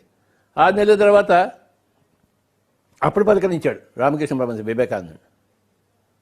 అంటే బ్రేక్ ద రొటీన్ చేశాడు. 6 నెలలు రోజు వివేకానంద వస్తున్నా మాట్లాడలేదు. నేను కూడా అదే చేశాను. డాక్టర్ నేత్రిక మేడం వస్తే నేను వాటితో మాట్లాడలేదు. మళ్ళీ నేను గుంటూరుకి వెళ్తే అక్కడ గుంటూరు మీటింగ్లో అక్కడ చివరిలో కూర్చున్నా కనపడేది. నేను తిరుపతికి వెళ్తే తిరుపతిలో అక్కడ మీటింగ్లో ఆవిడ కనపడేది. 6 నెలలు తెప్పించుకున్నాను.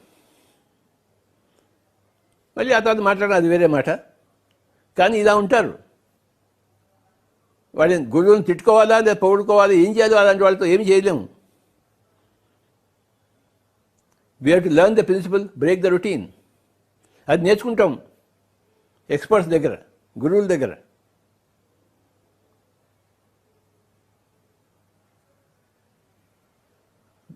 గురువు అంటే బిహేవియర్ ఇలా ఉండాలి అని ఎక్కడా లేదు. వాడు మారుతూ ఉంటాడు, ఊసరి వెళ్ళిలాగా, కెమెలియాన్ లాగా ఊసరి వెళ్ళి రంగులు మారుస్తూ ఉంటుంది. ఈ వెధవ గురువులంతా రంగులు మారుస్తూనే ఉంటారు. దానికి బలవంతమైన కారణం ఉంది. అది మామూలు విషయం కాదు.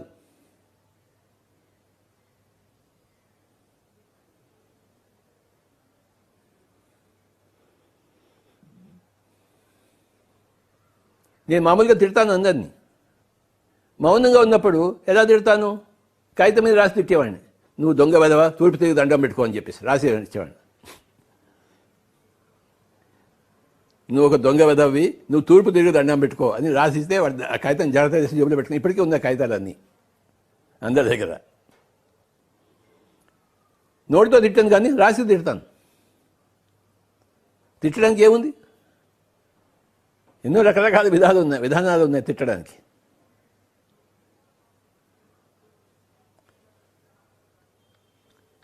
ఈ బ్రేక్ ద రొటీన్ అనేది ఒక గొప్ప ప్రిన్సిపల్ అని ఈరోజు నేను చెప్తున్నాను.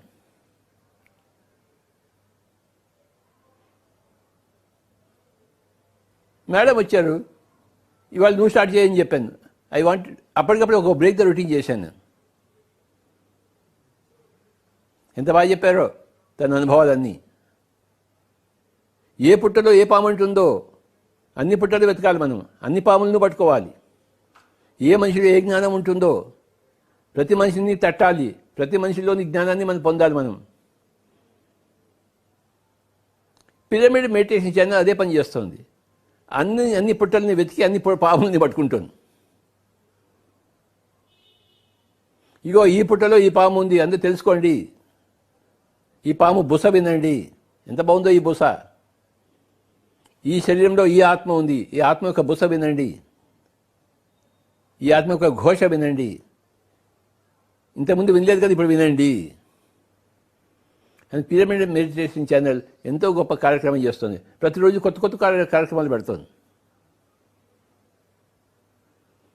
Pyramid masters, PMC masters, Navakanth గారికి, నంద ప్రసాద్ గారికి, మరి ఆనంద్ గారికి, అందరికీ, ఎడిటోరియల్ టీం అందరికీ కూడాను ఎంతో రుణపడి ఉన్నాం మనం అందరం. ఒక కొత్త ప్రపంచాన్ని సృష్టించేస్తోంది పిరమిడ్ మెడిటేషన్ ఛానల్. ఇప్పుడు ఇంతవరకు ఏ మెడిటేషన్ ఛానల్ చేయండి ఈ మెడిటేషన్ ఛానల్ చేస్తోంది.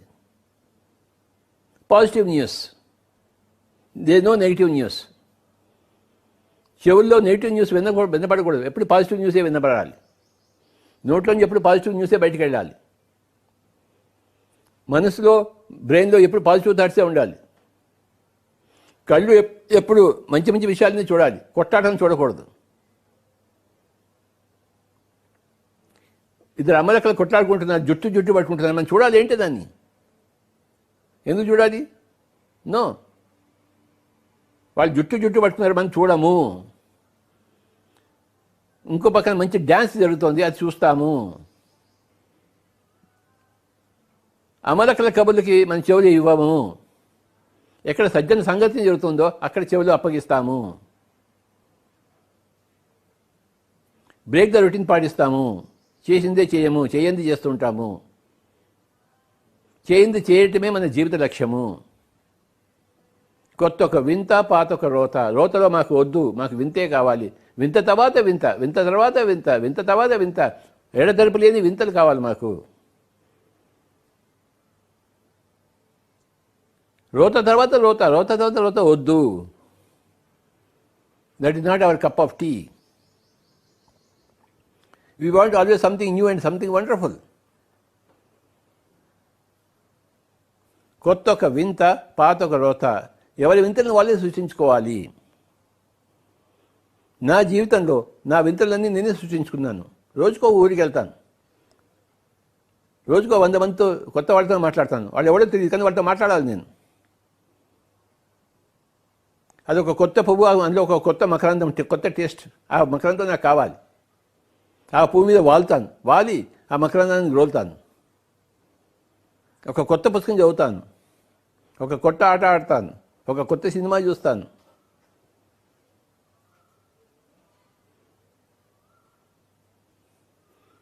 కొత్త ఒక వింత, పాత ఒక రోత. మీ జీవితాన్ని వింతలమయం చేసుకునేది మీరే, రోతలమయం చేసుకునేది కూడా మీరే. Your choice is yours. టెంపుల్కి వెళ్ళాలి, రోజు ఒకటే టెంపుల్ వెళ్తామేంటి? వేరే వేరే టెంపుల్స్కి వెళ్ళచ్చు కదా. అడవికి వెళ్ళాలి, రోజు ఒకటే అడవికి వెళ్తామా? రకరకాల అడవులకి వెళ్ళచ్చు కదా.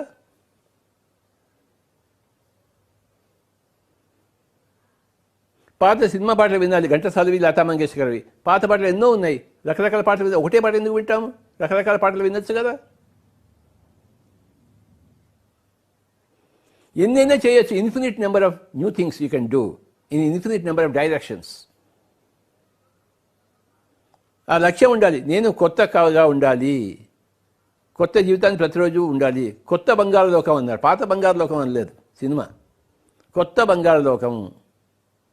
బంగారు లోకం కావాలి, కానీ మనకు ఒక కొత్త బంగారు లోకం కావాలి. ఆ సినిమా పేరు కొత్త బంగారు లోకం. పాత బంగారు లోకం కాదు.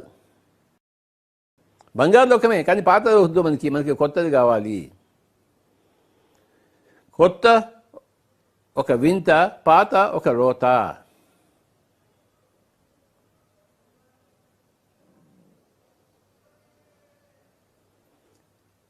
ఎన్లైటెడ్ మాస్టర్ ఎప్పుడు కొత్తలోనే జీవిస్తాడు.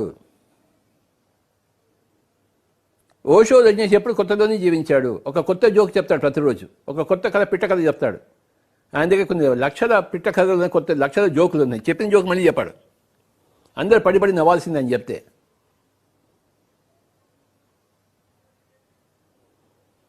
చెప్పడానికి అందుకే ఒక సాగరం ఉంది. చెప్పింది సత్య ఇంకోసారి చెప్పాడు. రోజుకో కొత్త జోక్ సృష్టిస్తాడు ఆయన.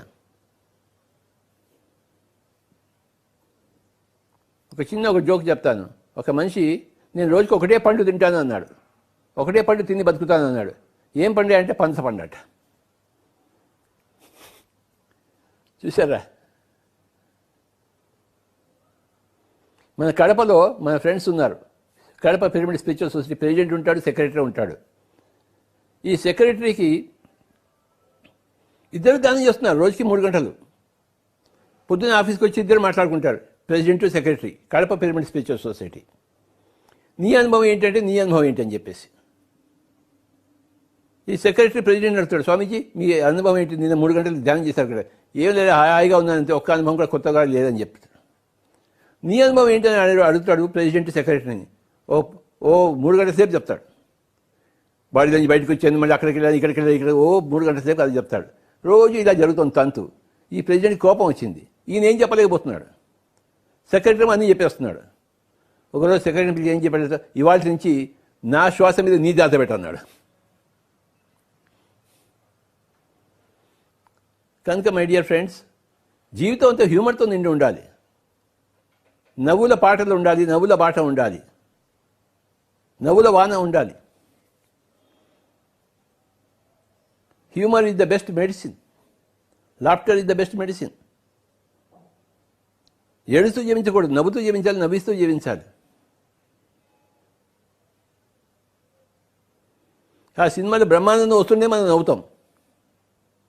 వాడి స్టైలు వాడు.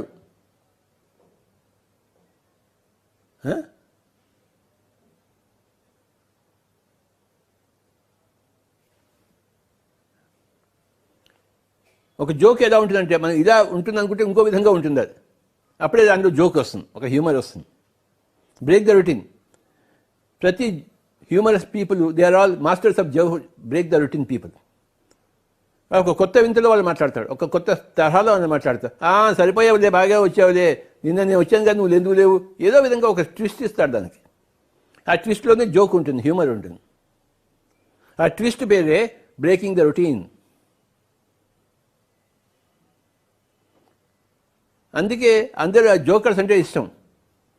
సర్కస్కి వెళ్ళేవాళ్ళని చిన్నప్పుడు సర్కస్లో ఒక జోకర్ వస్తాడు, వాడు అందరిని కొడుతుంటాడు, టపా కొడుతుంటాడు. పిల్లలంతా పగలబడి నవ్వుతుంటారు. ఆ జోకర్ ఎప్పుడు వస్తాడో చూస్తాడు. మేరా నామ్ జోకర్ సినిమా కూడా వచ్చింది మనకి. ఆ జోకర్ ఈజ్ వెరీ ఇంపార్టెంట్ ఆ సర్కస్లో. వాడు ఏదో పిచ్చి చేష్టలు చేస్తూ ఉంటాడు. ఎప్పుడు ఏ పిచ్చి చేస్తాడో సడన్గా ఆడియన్లోకి వచ్చేసి అందరిని కొట్టి వెళ్ళిపోతుంటాడు.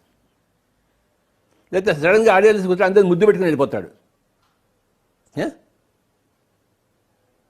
అది అనుకోని చర్య. Break the routine. జోకర్ అంటేనే బ్రేక్ ద రొటీన్.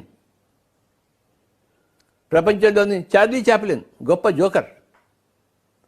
ఆ నడవడమే అడ్డంగా నడుస్తాడు ఆ చార్లీ చాప్లిన్, కాలు ఇలా పెట్టేసి. ఆ నడకలోనే ఒక కొత్త స్టైల్ చూపించాడు, బ్రేక్ ద రొటీన్ చూపించాడు. చార్లీ చాప్లిన్ కన్నా ఒక గొప్ప మాస్టర్ ఉన్నాడా అసలుకి?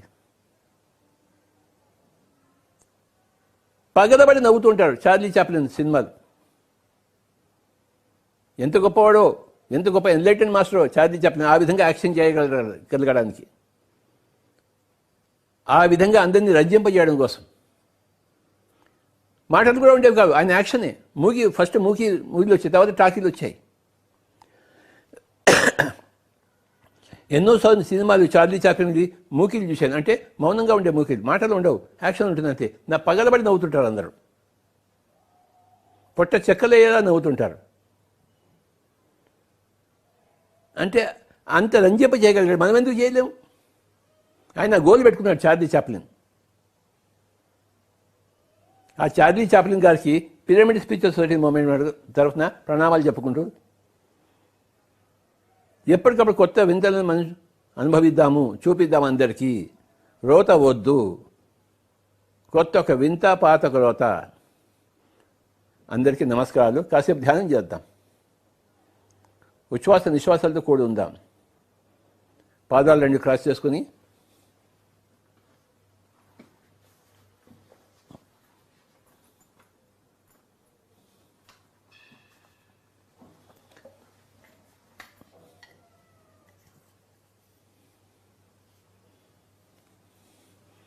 బ్రేక్ ద రొటీన్ చేద్దాం. నేను కింద కూర్చుని ఇవాళ వాయిస్తాను. ఎవరూ కళ్ళు తెరవద్దు. I want to break the routine.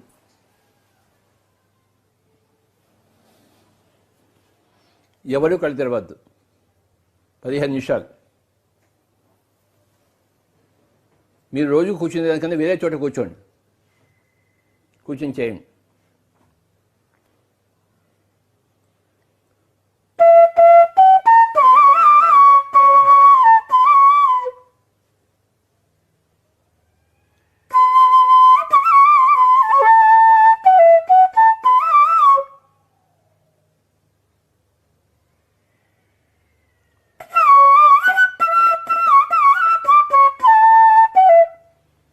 ధ్యానం ఇంతవరకు చేయని వాళ్ళు ఎందుకు చేయాలి అంటే బ్రేక్ ద రొటీన్ కోసము.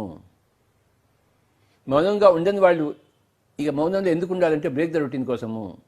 ఉపవాసం అంటే తెలియని వాళ్ళు ఎందుకు ఉపవాసం చేయాలంటే బ్రేక్ ద రొటీన్ కోసము.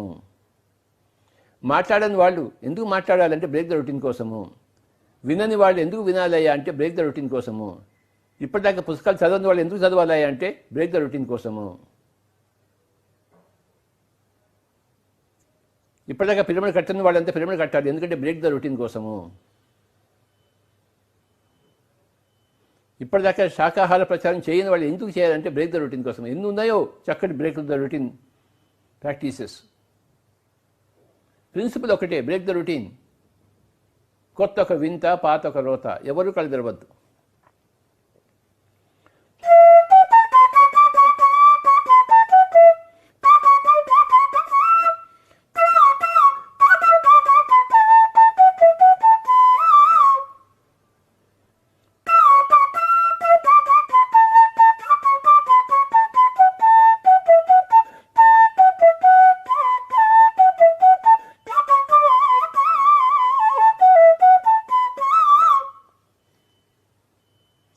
కింద ఎందుకు కూర్చోవాలంటే బ్రేక్ ద రొటీన్ కోసము. కుర్చీలో కూర్చుని ఎందుకు నిద్రపోవాలంటే బ్రేక్ ద రొటీన్ కోసము. నిద్ర లేకుండా శివరాత్రి అంతా ఎందుకు జాగరణ చేయాలంటే బ్రేక్ ద రొటీన్ కోసము. ఎంత గొప్ప సిద్ధాంతమో బ్రేక్ ద రొటీన్ అనేది. చేసినట్లు చేయమాక, తల పెట్టినట్టు తల పెట్టు, ఇప్పటిదాకా మాట్లాడినట్టు మాట్లాడు.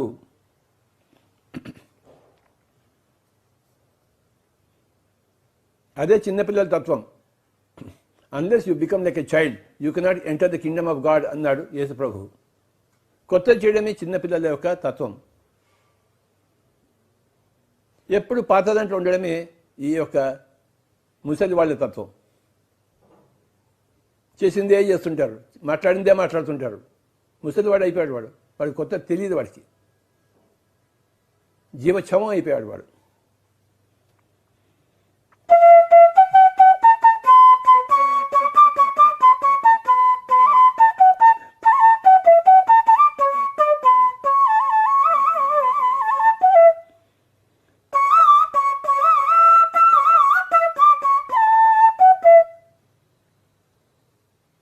మా ఫాదర్ ఉండేవాడు, ఆయన ఎప్పుడు పాస్టర్ని జీవించేవాడు. ఎవరైనా ఇంటికి వస్తే నువ్వు ఎప్పుడు పుట్టావు తెలుసా, నువ్వు ఎక్కడ తిరిగావు తెలుసా, ఈయనకి తెలిసినవన్నీ చెప్తూ ఉండేవాడు. అదే ఆయన వింటూనే ఉండేవాడు. కొత్తతనం ఎప్పుడు లేదు మా ఫాదర్లో. మా మదర్లో ఎప్పుడు కొత్తతనమే. ఏదో ఒక కొత్త కుట్టు పని చేసేది, కొత్త వంట చేసేది. మా ఫాదర్ ఎప్పుడు పాత దాంట్లో జీవించేవాడు. ఆపోజిట్.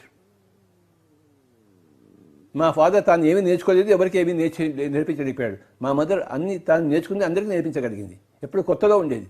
మా ఫాదర్ ఎప్పుడు పాత్రలో జీవించేవాడు. రెండు ఆపోజిట్ క్యారెక్టర్స్. ఎవరూ కళ్ళు తెరవద్దు, శ్వాస మీద ధ్యాస.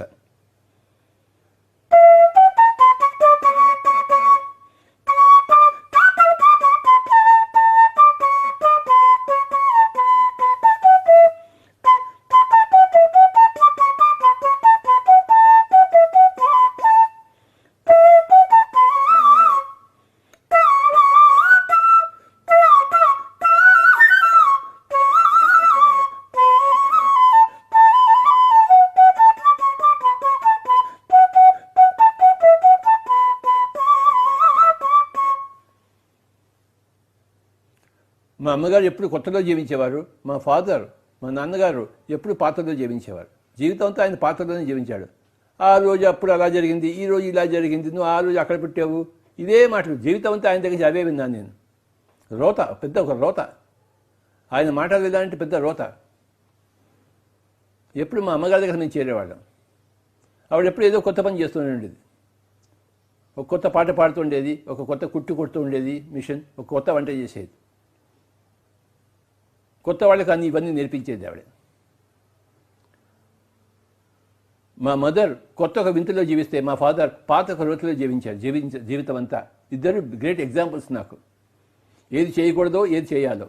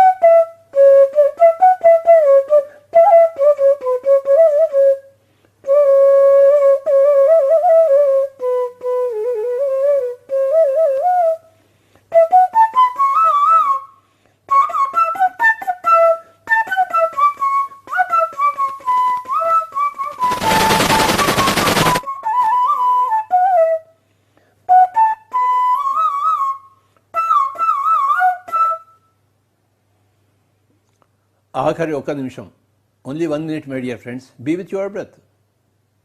Be with your normal, natural, easy, soft, simple, tender, peaceful, tranquil breath. Final 1 minute.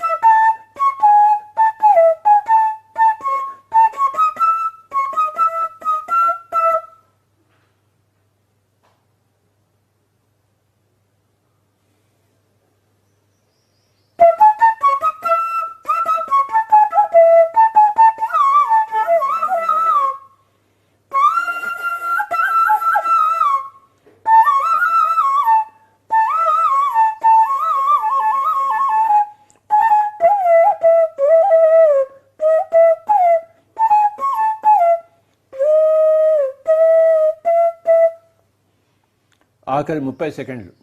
Be with your breath.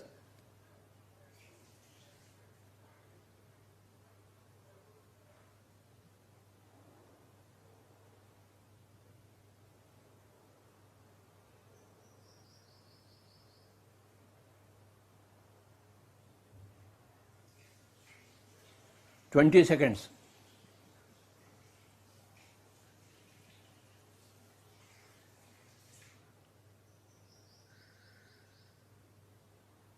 Ten seconds.